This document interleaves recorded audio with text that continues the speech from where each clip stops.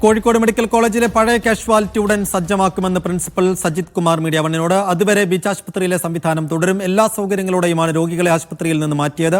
കാഷ്വാലിറ്റിയുടെ എല്ലാ ഡോറുകളും പ്രവർത്തന സജ്ജമായിരുന്നുവെന്നും പ്രിൻസിപ്പൽ.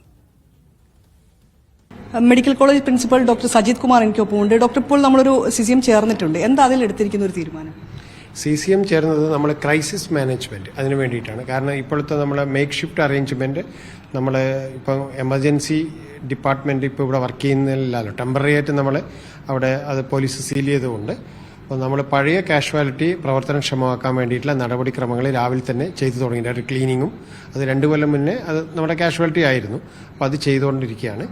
അതുവരെ ബീച്ച് ഹോസ്പിറ്റലാണ് DMO ആയിട്ട് ചേർന്നുകൊണ്ട് അത് റെഡിയാക്കിക്കൊണ്ടിരിക്കുക. അവിടെ ഇന്നലെ രാത്രി മുതൽ തന്നെ നമ്മുടെ ബഹുമാനപ്പെട്ട ആരോഗ്യമന്ത്രി വീണ ജോർജ് മാഡം പറഞ്ഞ അനുസരിച്ച്, മാഡത്തിൻ്റെ ഡയറക്ഷൻ അനുസരിച്ച് ബാക്കി കാര്യങ്ങൾ ബീച്ചുമായിട്ട് സഹകരിച്ച് ചെയ്തുകൊണ്ടിരിക്കണം. നമ്മൾ മാൻ പവർ പ്രൊവൈഡ് ചെയ്യുന്നുണ്ട്. അത് മെഡിസിൻ, സർജറി, ഓർത്തോ, പിന്നെ വേണ്ട ആവശ്യത്തിനുള്ള സർവീസാണ് ഇന്നലെ എമർജൻസി ആയിട്ട് പ്രൊവൈഡ് ചെയ്തത്. ഇന്ന് സൂപ്പർ സ്പെഷ്യാലിറ്റി സർവീസും ഓൺ കോൾ വെച്ചിട്ട് നമ്മൾ അതും റെഡിയാക്കിക്കൊണ്ടിരിക്കുകയാണ്. പിന്നെ വേണ്ട പേഷ്യൻറ്റിന് നോഡൽ ഓഫീസേഴ്സ് വെച്ചിട്ട് നമ്മളൊരു കോർഡിനേഷൻ റെഡിയാക്കിയിട്ടുണ്ട്. അതനുസരിച്ചുകൊണ്ട് നമ്മൾ ആവശ്യമുള്ള പേഷ്യൻ്റ്, കാരണം ജെനുവിൻലി നമ്മൾ തന്നെ അഡ്മിറ്റ് ചെയ്യേണ്ടതാണെങ്കിൽ അതിനുള്ള ഒരു തീരുമാനം റെഡിയാക്കിയിട്ടുണ്ട്. അപ്പോൾ അതിൽ ഓരോന്ന് നോഡൽ ഓഫീസറെയും ഡ്യൂട്ടി റോസ്റ്ററും ഞങ്ങൾ ഉണ്ടാക്കിയിട്ടുണ്ട്. അപ്പോൾ എത്രയും പെട്ടെന്ന് പഴയ കാഷ്വാലിറ്റി പൂർവ്വസ്ഥിതിയിലേക്ക്, പണ്ടത്തെ 2 കൊല്ലം മുന്നത്തെ സ്ഥിതിയിലേക്ക് ആക്കി കഴിഞ്ഞാൽ നമ്മൾ വീണ്ടും ഇവിടുത്തെ തന്നെ ആക്കും. അതുവരെയുള്ള ഒരു മേക്ക് ഷിഫ്റ്റ് അറേഞ്ച്മെന്റ്. ഇവിടെ ഇപ്പോൾ നമുക്ക് എപ്പോഴേക്ക് വരാൻ പറ്റും? ഇത് പരിശോധനയൊക്കെ കഴിയേണ്ടി വരും. നമ്മൾ ഇലക്ട്രിക്കൽ ഇൻസ്പെക്ടറേറ്റിൽ ഇന്ന് രാവിലെ തന്നെ നമ്മുടെ മെയിലും അതേപോലെ കത്ത് വായിച്ചിട്ടുണ്ട്. ബഹുമാനപ്പെട്ട ആരോഗ്യമന്ത്രി മാഡവും പറഞ്ഞിട്ടുണ്ട് ലെറ്റർ കൊടുക്കാൻ വേണ്ടി. ഇലക്ട്രിക്കൽ ഇൻസ്പെക്ടറേറ്റിൻ്റെ ആളും നമ്മുടെ ഇലക്ട്രിക്കൽ വിങ്ങിൽ PWD അവരും അവിടെ ഇൻസ്പെക്ഷൻ നടത്തുന്നുണ്ടെന്നാണ് അറിയാൻ കഴിയും. അവർ രാവിലെ തന്നെ വന്നിട്ടുണ്ട്. ബാക്കി കാര്യങ്ങൾ പോലീസും അതിൻ്റെ നടപടിക്രമങ്ങൾ ഫയർഫോഴ്സുമായിട്ട് ചെയ്തിട്ട് എത്ര സമയം എടുക്കുമെന്ന് എനിക്കറിയില്ല. അവർ എത്രയും പെട്ടെന്ന് അത് തീർത്തു തരാൻ പറഞ്ഞിട്ടുണ്ട്. ഡോക്ടർ, ഇപ്പോൾ ഉയർന്നിരിക്കുന്ന ഒരു ആരോപണം എന്ന് പറയുന്നത് ഈ സംഭവം ഉണ്ടായിരിക്കുന്ന സമയത്ത് മരിച്ച ആളുകളെ കുറിച്ചാണ്.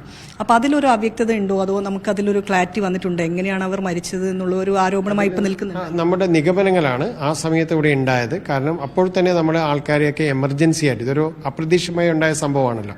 അപ്പോൾ അതിന് എമർജൻസി ആയിട്ട് അവർക്ക് ചികിത്സയോടുകൂടി തന്നെ അതിന് ഓക്സിജൻ സിലിണ്ടർ കണക്ട് ചെയ്തുകൊണ്ട് മാറ്റേണ്ടത് അതേപോലെ തന്നെയാണ് ചെയ്തത്. വെന്റിലേറ്ററിൽ പോർട്ടബിൾ വെന്റിലേറ്റർ വെച്ചിട്ട് തന്നെയാണ് മാറ്റിയിരിക്കുന്നത്. അപ്പോൾ അവർക്ക് ഇവിടെ തന്നെ ഒരു 114 പേര് നമ്മളിവിടെ തന്നെയാണ് ട്രീറ്റ്മെൻറ്റ് റെഡിയാക്കിയത്. കുറച്ച് പേര് സ്വന്തം ഇഷ്ടപ്രകാരമാണ് പ്രൈവറ്റിലേക്ക് പോയത്. കുറച്ച് പേര് ബീച്ച് ഹോസ്പിറ്റലുമുണ്ട്. അവർക്ക് വേണ്ട ചികിത്സകളെല്ലാം ഇവിടെയുള്ള പേഷ്യൻറ്റിനും അതും എല്ലാം എൻഷുർ ചെയ്യാൻ വേണ്ടി പറഞ്ഞിട്ടുണ്ട്. പിന്നെ ഇത് കൂടാതെ തന്നെ അവർക്ക് നമ്മൾ ഷിഫ്റ്റ് ചെയ്യുമ്പോൾ ഉണ്ടാകുന്ന ബുദ്ധിമുട്ടുകൾ ഒഴിവാക്കാൻ വേണ്ടി പരമാവധി ശ്രമിച്ചിട്ടുണ്ട്. അത് പബ്ലിക്കും അതേപോലെ തന്നെ ജനങ്ങൾ നന്നായി സഹകരിച്ചിട്ടുണ്ട്. നമ്മുടെ വോളണ്ടിയേഴ്സ് സഹകരിച്ചിട്ടുണ്ട്. നമ്മുടെ ഹോസ്പിറ്റൽ സ്റ്റാഫ്, നഴ്സസ്, അറ്റൻഡേഴ്സ് എല്ലാവരും, കൂട്ടത്തിൽ എല്ലാ പ്രൊഫസേഴ്സും, എല്ലാ ക്ലിനിക്കൽ ഡിപ്പാർട്ട്മെൻറ്റിലെ പ്രൊഫസേഴ്സും, അവിടെയുള്ള ബാക്കി staff, assistant professor, associate professor, പരമാവധി ആൾക്കാർ ഇന്നലെ രാത്രി ഇവിടെ പേഷ്യന്റിന് വേണ്ട എല്ലാ സഹായങ്ങളും അവർക്കുള്ള ചികിത്സയെല്ലാം ഉറപ്പുവരുത്താൻ ഇവിടെ തന്നെ ഉണ്ടായിരുന്നു. മരണത്തിന്റെ കാര്യത്തിലാണല്ലോ. മരണത്തിന്റെ കാര്യത്തിൽ നമ്മൾ അതിന്റെ എന്തെങ്കിലും സംശയങ്ങൾ ഇടവരുത്താതെ നമ്മൾ ഇതിന് നമ്മൾ പോസ്റ്റ്മോർട്ടം ആണല്ലോ അതിൻ്റെ ഫൈനൽ വേർഡ്. അതുകൊണ്ട് എല്ലാം നമ്മൾ ഇൻറ്റിമേഷൻ ഇന്നലെ രാത്രി തന്നെ നമ്മളൊരു ഡിസ്കഷൻ വെച്ചു. അത് head of the department of medicine, അതിലെ DMO നമ്മൾ സംസാരിച്ചിട്ട് അതിൻ്റെ സയൻറ്റിഫിക് ആസ്പെക്ട്സ്. അപ്പോൾ അതിൽ നമുക്ക് സ്വാഭാവികമായിട്ടും ആൾക്കാർക്ക് ഒരു സംശയത്തിന് ഇട നൽകാതിരിക്കാൻ വേണ്ടി അത് ഫോറൻസിക്കിലേക്ക് നമ്മുടെ ബോഡി എന്നിലെ മാറ്റിയിട്ടുണ്ട്. പോലീസ് ഇൻറ്റിമേഷൻ അയച്ചിട്ടുണ്ട്. അവർ ഫോറൻസിക് ഓട്ടോപ്സി കഴിഞ്ഞാൽ നമുക്ക് അതിൻ്റെ കൃത്യത വരും. 5 പേരില്ല, അല്ല 4 പേരാണ്. 5ാമത് ആ സമയത്ത് ഒരു മരിച്ചിട്ട് ഇവിടെ ഓട്ടോപ്സിക്ക് വേണ്ടി വന്ന പേഷ്യൻ്റാണ്. 4 പേരതും ഇപ്പോൾ ഒന്ന് മെഡിക്കൽ ലീഗലാണ്. അപ്പോൾ ഇതിലൊരു അവ്യക്തത അങ്ങനെ ഒന്നുമില്ല. എങ്കിലും നമുക്കൊരു ശാസ്ത്രീയമായി പ്രൂവ് ചെയ്യാൻ വേണ്ടിയിട്ട് നമ്മൾ ഓട്ടോപ്സിക്ക് അയച്ചിട്ടുണ്ട്. ഇനി ആ തീരുമാനം അവരതനുസരിച്ചുള്ള ഫൈൻഡിങ് അനുസരിച്ചിട്ടാണ്, അത് ഫോറൻസിക് ഡിപ്പാർട്ട്മെന്റാണ് അത് പറയേണ്ടത്. ഡോക്ടർ, ഇവരുടെ ബന്ധുക്കൾ പ്രധാനമായിട്ട് ഉന്നയിക്കുന്ന മറ്റൊരു ആരോപണം എന്ന് പറയുന്നത് അവിടെ ഒരു എമർജൻസി ഡോർ ഉണ്ടായിരുന്നു, അത് ചങ്ങലയ്ക്ക് ഇട്ടിട്ടുണ്ടായിരുന്നു. പെട്ടെന്ന് ആളുകളെ ഷിഫ്റ്റ് ചെയ്യാനുള്ള ഒരു ബുദ്ധിമുട്ട് അനുഭവപ്പെട്ടു. പിന്നെ പോകുന്ന വഴികളിലെല്ലാം തന്നെ സാധനങ്ങൾ കൂട്ടിയിട്ടുണ്ടായിരുന്നു. അങ്ങനെ എന്തെങ്കിലും ശ്രദ്ധയിൽപ്പെട്ടു? അങ്ങനെ പ്രത്യേകിച്ചിട്ട് അങ്ങനെ ഒന്നും ശ്രദ്ധയിൽപ്പെട്ടില്ല. ഫ്രണ്ട് ഡോർ ഓൾറെഡി ഉണ്ട്, സൈഡിൽ 2 ഡോർസ് ഉണ്ട്.